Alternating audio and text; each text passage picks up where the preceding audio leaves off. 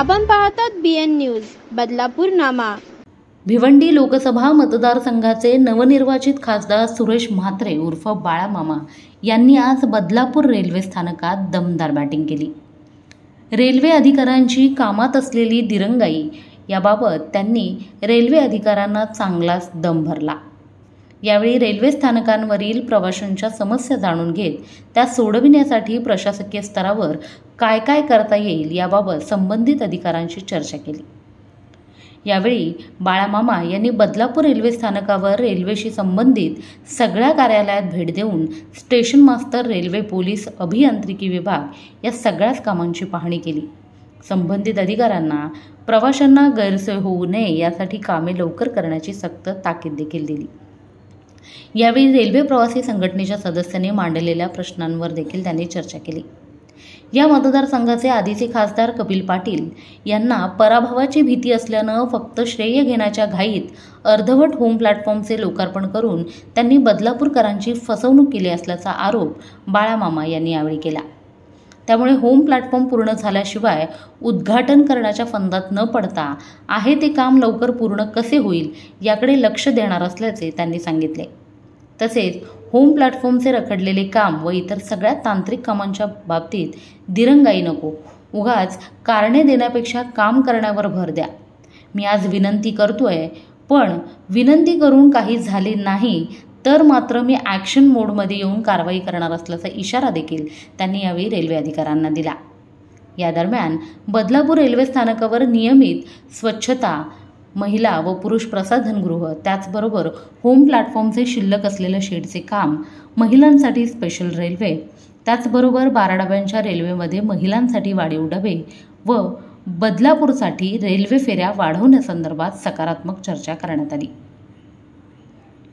मुख्य म्हणजे लोकसभेतील अधिवेशन, या अधिवेशनात मी या संदर्भात प्रश्न मांडणार असून आणि अधिवेशन झाल्यानंतर मी बदलापूरकरांना यासंबंधी उत्तरं देणार असल्याचे त्यांनी सांगितले।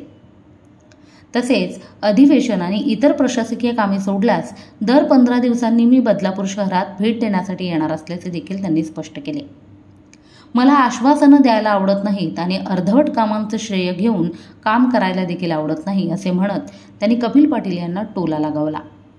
यावेळी त्यांच्या समवेत राष्ट्रवादी काँग्रेस शरद पवार गटाचे शहराध्यक्ष शैलेश वडनेरे, उद्धव बाळासाहेब ठाकरे पक्षाचे शहरप्रमुख किशोर पाटील, काँग्रेसचे शहराध्यक्ष संजय जाधव, इतर मित्रपक्षांचे नेते तसेच महाविकास आघाडीचे बहुसंख्य कार्यकर्ते, पदाधिकारी व महिला उपस्थित होत्या। सर्वप्रथम सर्व पत्रकार बंधूंचे मी स्वागत करतोय आणि खास करून आमच्या रेल्वेचे सगळा स्टाफ, प्रवासी संघटनेचे पदाधिकारी, कार्यकर्ते, अनेक लोक, अनेक नागरिक आपल्या आपल्या समस्या सांगण्यासाठी, समजण्यासाठी आज इथं उपस्थित राहिले। सगळ्यांना मनापासून धन्यवाद देतो। निवडणुकीच्या अगोदर मी बदलापूर रेल्वे स्टेशनला आलो होतो। मी ज्या प्लॅटफॉर्मची पाहणी केली होती, आज ही त्या प्लॅटफॉर्मची अवस्था मला तशाच प्रकारे दिसली। त्यावेळेस अधिकारी वर्गाने सांगितलं होतं की 30 मे पर्यंत त्याचं काम होईल, परंतु कुठल्याही प्रकारचं काम झालेलं नाही। अधिकाऱ्यांशी त्याविषयी चर्चा केली। येत्या 20 ते 25 दिवसात पहिला टप्पा पूर्ण करून बाकी याच्यात जे काही तांत्रिक अडचणी आहेत त्याच्याविषयी देखील 1-2 दिवसात ते आपल्याला एक तारीख कळवतील। आणि इथं अनेक महिलांचे देखील प्रश्न आहेत। मागे मी जेव्हा आलो होतो, अनेक महिलांनी सांगितलं होतं की खूप मोठ्या प्रमाणात महिला, मला वाटतं 30 ते 35% महिला या प्रवासी आहेत। त्याच्यामुळे त्यांच्यासाठी सकाळी आणि संध्याकाळी कमीत कमी तात्पुरती डब्यांमध्ये तरी वाढ व्हावी आणि तशा प्रकारची चर्चा इथं झालेली आहे। आणि मागचे 3 डबे म्हणजे ऑलरेडी 3 आहेत, आता मागचे 3 पूर्ण केले तर 5 डबे 12 मधून हे महिलांसाठी करण्याचं त्यांनी शब्द दिलेला आहे। आणि दुसरी गोष्ट आहे की जे ट्रेन फेरीचा विषय होता, काही कारणास्तव ठाण्यावरून किंवा इतर कसारा मार्गे येणाऱ्या रेल्वे जे तिकडे वेळ उपलब्ध होत नसल्यामुळं कमीत कमी इथून कल्याणपर्यंत फेरी वाढवावी आणि ते शक्य असल्याचं, परंतु ते त्यांच्या वरिष्ठांशी चर्चा करतील आणि त्याच्यावर देखील ठोस असा पर्याय काढतील अशा प्रकारचं आश्वासन अधिकारी वर्गाने दिलेलं आहे. त्यानंतर मी तेव्हाही प्लॅटफॉर्मवर फिरलो, आजही फिरलो, वॉशरूममध्ये पण गेलो होतो. इथली स्वच्छता पाहिली, खूप अस्वच्छ असं आहे. अनेक वेळेला अनेक भिकारी लोक किंवा गरजुले लोक वगैरे बसलेले असतात, जेणेकरून प्रवास करताना आमच्या महिला वर्गाला त्याचा खूप त्रास होत असतो. आणि म्हणून ते देखील आज मी विनंती केली की पुढच्या वेळेस मी न सांगता येणार आणि आपल्या सगळ्या पत्रकार बंधूंना मी नंतर भेटेन, परंतु मी सगळे शूटिंग करून घेणार. मला स्वच्छतेसाठी मी स्वतः आग्रही आहे, कारण आपल्याला देखील कल्पना आहे की या देशाचे पंतप्रधान आदरणीय नरेंद्रजी मोदी साहेब हे स्वतः स्वच्छतेसाठी आग्रही आहेत. अनेक वेळा वर्षातून ते कार्यक्रम राबवतात आणि इथली अवस्था पाहिली, खूप वाईट अवस्था आहे. जे आपण जिन्यावरून चढलो त्या लाद्यांची देखील अवस्था पाहिली, त्या देखील खूप मोठ्या प्रमाणात तुटलेल्या आहेत. एकंदरीत या सर्व गोष्टीची चर्चा करून संबंधित डिपार्टमेंटला एक मी देखील लेखी पत्र देणार आहे. आज सगळ्या अधिकाऱ्यांवर कशी चर्चा झाली, परंतु या सगळ्या विषयांवर मी एक लेखी पत्र देखील देणार आहे. परंतु स्वच्छतेच्या बाबतीत आणि जे काय भिकारी किंवा गरजुले असतील या बाबतीत मी कधीही येऊन कधीही कॉम्प्रोमाइज करणार नाही.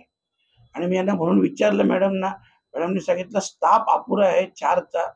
त्यांना ते देखील विनंती केली, तुम्ही ते स्टाफ वाढवण्यासाठी पुढे मागणी करा.